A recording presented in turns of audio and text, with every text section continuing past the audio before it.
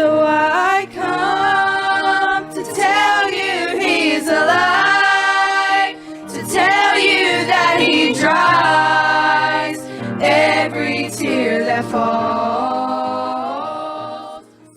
We will not bow. We will not bow. Hello, this is Clint Louie. I come to you with 5 minutes from friendship. Thank you for being with me. And let me try to explain that statement just a little better. We will not bow. We find in Esther chapter 3 that wicked Haman has risen to power. And we find that that the king demanded that people bow down and reverence Haman. Reverence has to do with worship. You know, they're thinking of him as more than a man, as a god. You know, that they're to Haman, you know, and just be in awe and reverence him. But there was a man named Mordecai who said, we will not bow. You see, because worship belongs to God only, and when men try to intrude upon that which belongs to God, I must obey God rather than men.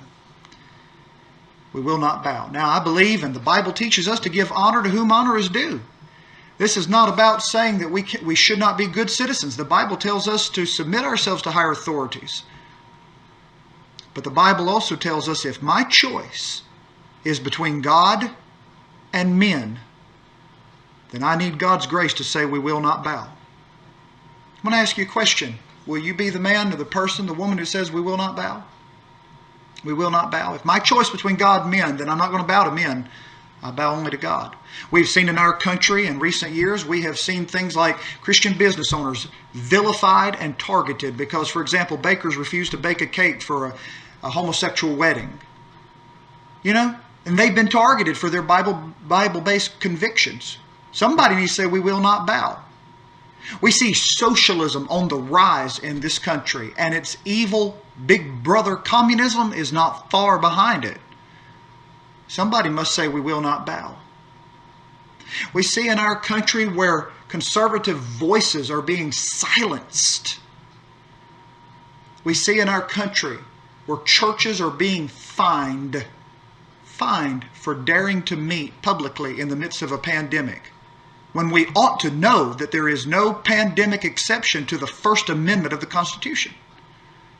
You see, we see religious liberty under attack. And if my choice is God and men, somebody needs to say we will not bow. John Bunyan once spent many years in prison because he refused to accept a license. He refused to be licensed by the government for preaching. And his reason was he believed that God called him to preach, not man, and man had no right to dictate to him what he would preach, where he'd preach, how he'd preach. That was not man's business. And so they arrested him, they tried him, convicted him, and put him into prison. But he would not bow. Let me ask you a question. When Haman rises and comes for you and your family, when wicked Haman comes and demands that you bow to their ideologies and demand that you bow to their will, what will you say? What will you say, parent, when your local school says your child has to have sex education, which will include transgender and homosexual indoctrination? Some parents need to say, we will not bow. What will you do when they say some transgendered boy gets to go into the locker room and shower with your daughter in the girls' locker room? Are you going to be courageous and say, we will not bow? What are you going to do when they come for the church and they come for your pastor? Say, he can't preach any longer. Not the way that he's been preaching. He needs to tone it down. Can't preach against sodomy. Cannot preach against immorality. That's hate speech.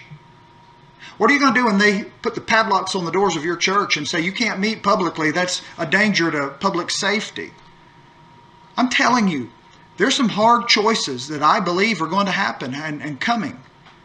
And it's going to take more than Facebook rants and Twitter rants, and it's going to take more than somebody thumping his chest and saying, well, this is what I'm going to do. No, it's going to take somebody who's going to have the conviction and the courage that when the pressure's on, they still will not bow. When Shadrach, Meshach, and Abednego were faced with a fiery furnace, they said, you must bow to Nebuchadnezzar's image. They said, we will not bow. King, we'll obey the laws of the land. King, we will be good citizens, as rightly so, right they should. But King, you're asking us to accept your image and to worship, and we will not. Our worship belongs to God. We're going to throw you into a fiery furnace. You might. But we will not bow. Beloved, I believe that now your church, your country needs men and women of conviction who will say before the godless, wicked Hamans who are rising to power in America, they must say, we will not bow. This is Clint Louie. God bless you today.